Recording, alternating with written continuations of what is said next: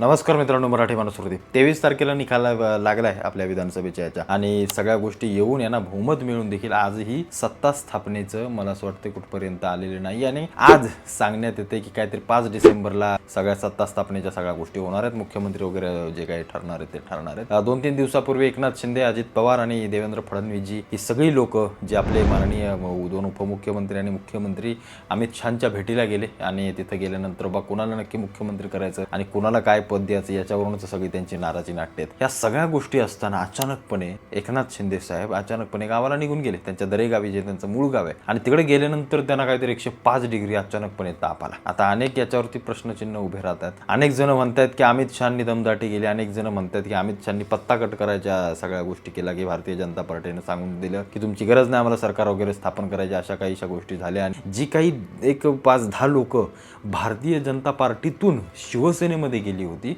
मग ते निलेश राणे असतील, बाकीचे अजून ते खताळ बेताळ कोण कोण असतील, असे अनेक जण आहेत. ती लोक भारतीय जनता पार्टी म्हटली की आम्ही परत घेऊ शकतो आणि आमची सत्ता स्थापन करू शकतो. अजित पवार तर आमच्यासोबत आहेतच. अजित पवार तर असेही काही जाणार नाहीत, कारण तो जो काय त्यांचा सिंचन घोटाळा आणि या सगळ्या गोष्टींमुळे ते थोडेसे दबूनच राहतील आणि यांच्यासोबत चिटकून राहतील, कारण त्यांना माहिती जाऊ दे काय काय होणार, पण आपल्याला उपमुख्यमंत्रीपद आपल्या पक्षाला मिळतं आणि 1-2 मंत्रिपदं देखील मिळून जातील. या सगळ्या गोष्टी असताना एकनाथ शिंदेचं नाराजी नाट्य मात्र असंच चालू राहते. पण नक्की एकनाथ शिंदेना धमकी दिल्या किंवा एकनाथ शिंदेना घाबरवलं की एकनाथ शिंदेना सांगितलं तुमची गरज नाही, नक्की काय गोष्टी झाल्या याच्यावर आपल्याला थोडंसं बोलायचं आहे. एकनाथ शिंदे ज्या प्रकारे 40 आमदार घेऊन गेल्याने पुन्हा इथं आले महाराष्ट्रामध्ये आणि इथं येऊन त्यांनी सत्ता स्थापन केली देवेंद्र फडणवीसांसोबत, म्हणजे भारतीय जनता पार्टीसोबत. ते एकनाथ शिंदे काय म्हणत होते की एक उद्धव ठाकरे हे मुख्यमंत्री पदासाठी फक्त लाचार आहेत, त्यांना फक्त मुख्यमंत्री पद हवं, बाकी त्यांना काही नको, त्यांना कशाची गरज नाहीये. पण अशा सगळ्या गोष्टी असताना जे एकनाथ शिंदे पुन्हा आले, 40 जण घेऊन आल्यानंतर त्यांचं मुख्यमंत्री होणं हे स्वाभाविक होतं आणि त्यांना हे ते मिळणं देखील अत्यंत महत्वाचं होतं. तिथं भारतीय जनता पार्टी दावा ठोकत शकत नव्हती, कारण ती विरोधात भारतीय जनता पार्टी होती की आता एकनाथ शिंदेमुळे सत्तेत आली, त्याच्यामुळे त्यांचं श्रेय त्यांनी 2.5 वर्ष एकनाथ शिंदेना मुख्यमंत्री म्हणून दिलं. पण आता या वेळेला मात्र एकनाथ शिंदे मुख्यमंत्री पदासाठी थोडेसे अडूनच राहिलेत, थोडेसे हेच करतात असं अनेक जण सांगतात. म्हणून मी तुम्हाला मगाशी म्हटलं की जे एकनाथ शिंदे उद्धव ठाकरेंना म्हणत होते की मुख्यमंत्रीपदासाठी लाचार आहेत आणि या सगळ्या गोष्टी, तेच एकनाथ शिंदे सध्या देखील तेच करताना दिसत आहेत. असं अनेक जण म्हणतात की मग तुम्ही काय करताय, तुम्हाला जर मुख्यमंत्री पदाची गरज नाही, तुम्हाला युती आणि बाळासाहेबांचे विचार जर महत्वाचे आहेत, तर मग तुम्ही कधीच सत्ता स्थापन करायला पाहिजे होती, कधीच या सगळ्या गोष्टी करायला पाहिजे होत्या. पण या सगळ्या गोष्टींमध्ये अत्यंत महत्वाची काही राजकीय दृष्ट्या किंवा राजकीय विचार किंवा राजकीय रस्ते आहेत आणि ते आपल्याला थोडंसं पाहणं फार महत्वाचं आहे. अमित शहांना भेटायला गेलेल्या एकनाथ शिंदेंना मुख्यमंत्री पद का महत्वाचं आहे त्यांच्या वैयक्तिक दृष्टिकोनातून, तर 2.5 वर्षामध्ये जे काही एकनाथ शिंदेंनी एक जनतेतला मुख्यमंत्री म्हणून जो काही किताब मिळवला, हा फक्त काय बोलण्यासाठी नाही, तर त्यांनी निश्चित त्या गोष्टी केल्यात. ज्या प्रकारे 2.5 वर्ष त्यांनी जनतेमध्ये जाऊन काम केलंय, त्याच्यामुळे जनतेनं दाखवलेला त्यांच्यावरचा विश्वास आणि एकनाथ शिंदे आल्यामुळे भारतीय जनता पार्टीची महाराष्ट्रातली वाढलेली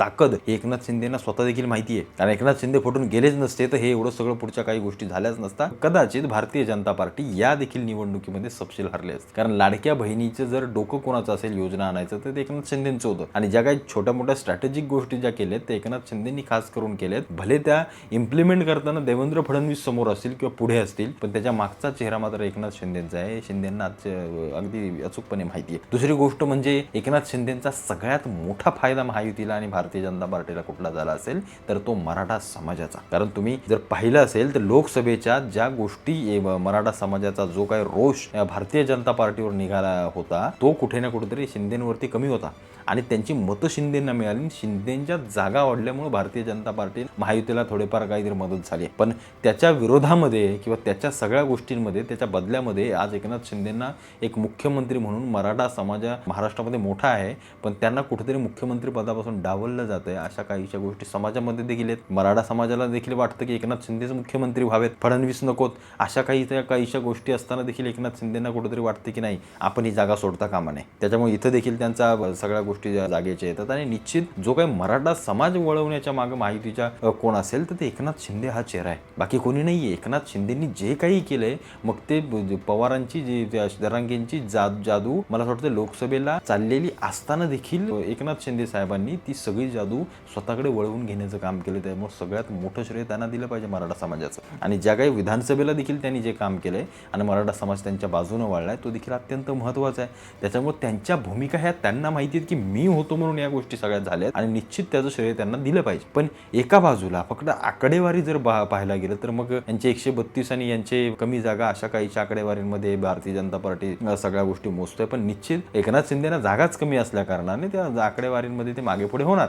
पण जर मुख्यमंत्री ठरवायच्या गोष्टी केल्या तर मग 2.5 वर्ष राहिलेले एकनाथ शिंदे मुख्यमंत्री आणि महाराष्ट्रामध्ये झालेले लोकप्रिय मुख्यमंत्री तिथून कुठेतरी मागं येणं एकनाथ शिंदेना थोडंसं जड जात आहे. त्यांना थोडंसं नको वाटतं या सगळ्या गोष्टी. त्याच्याऐवजी मी मुख्यमंत्रीच नाही होणार आणि या सगळ्या गोष्टी आणि या सगळा दबाव तंत्र टाकण्यासाठी ते गावी निघून गेले. त्यांनी दाखवून दिले की माझी सरळ नाराजी आहे या सगळ्या गोष्टीवरती. मला नाही इथं थांबायचं, मला नाही या सगळ्या गोष्टी सहन होत, मला नाही हे करायचं. अशा काहीच्या गोष्टी वरिष्ठांना सांगण्याचं किंवा एक दबाव तंत्र निर्माण करण्याचं काम त्यांनी केलं आणि ज्या प्रकारे ते गावी निघून गेले त्यातून त्यांनी एक मेसेज दिला की मी थोडासा नाराज आहे या सगळ्या गोष्टीवरती. भले ते जरी बोलत असतील किंवा हा एक राजकीय भाग आहे त्यांचा, या सगळ्या गोष्टी करण्याचा एक राजकीय भाग आहे. कारण देवेंद्र फडणवीस जर मुख्यमंत्री झाले तर गृह खातं हे निश्चित एकनाथ शिंदेकडे येईल एवढं मात्र नक्की. कारण ते गृह खातं मुख्य खातं एकनाथ शिंदेना द्यावंच लागणार आहे. त्याच्यामध्ये कुठलीही गोष्ट लपू शकत नाहीत आणि अजित पवारांकडे काय अर्थ खातं राहील किंवा कुठलीही खातं राहील हे निश्चित होईल. आणि आज त्यांनी सांगितलं पण आम्ही 2 उपमुख्यमंत्री असेल आणि 1 मुख्यमंत्री असेल हा फॉर्म्युला त्यांचा ठरलेला आहे. तरी पण त्यातल्या त्यात कुठेतरी आपला एक दबाव टाकायचा, आपल्या समाजाची देखील बाजू मांडायची आणि मी सत्तेमध्ये आहे किंवा मी सत्तेमध्ये किती ताकदीचं आहे हे देखील दाखवून देण्याचं काम आणि या सगळ्या गोष्टीचा एक भाग म्हणून ते गावाला निघून गेलेत. आणि राहिला प्रश्न त्यांच्या आजारी होण्याचा तर ते महाबळेश्वरमध्ये असतात. इकडच्या वातावरणामध्ये आणि तिथल्या थंडीमध्ये अत्यंत मोठा बदल होतो. इथून गेलेला प्रत्येक जण कोणी असो तो त्या थंडीमध्ये गेल्यानंतर त्या वातावरणामध्ये गेल्यानंतर थोडंसं व्हायरल इन्फेक्शन होणं, आजारी वगैरे होणं या सगळ्या गोष्टी असतात.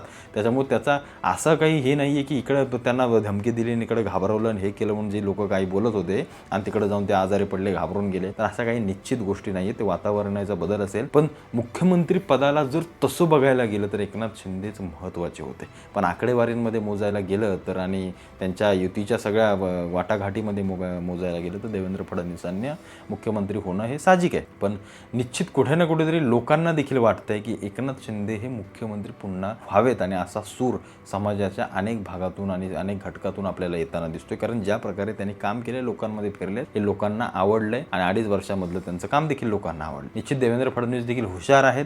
पण एक युती धर्म म्हणून ते निश्चित मुख्यमंत्री होतील आणि इकडे गृह खातानी 2 उपमुख्यमंत्री अशा सगळ्या गोष्टी घडतील. त्याच्यामुळं असं काही झालं नाही. हा फक्त एक दबाव तंत्राचा भाग होता. त्यांचं गावी जाणं आणि कुठेतरी नाराजी स्पष्ट करणं आणि पक्षाला किंवा वरच्या वरिष्ठांना दाखवून देणं की मी नाराज आहे तुमच्या सगळ्या गोष्टींमधून, एवढंच हे फक्त राजकीय दृष्टिकोन होता त्यांचा. बाकी याच्यामध्ये असं काही नाहीये.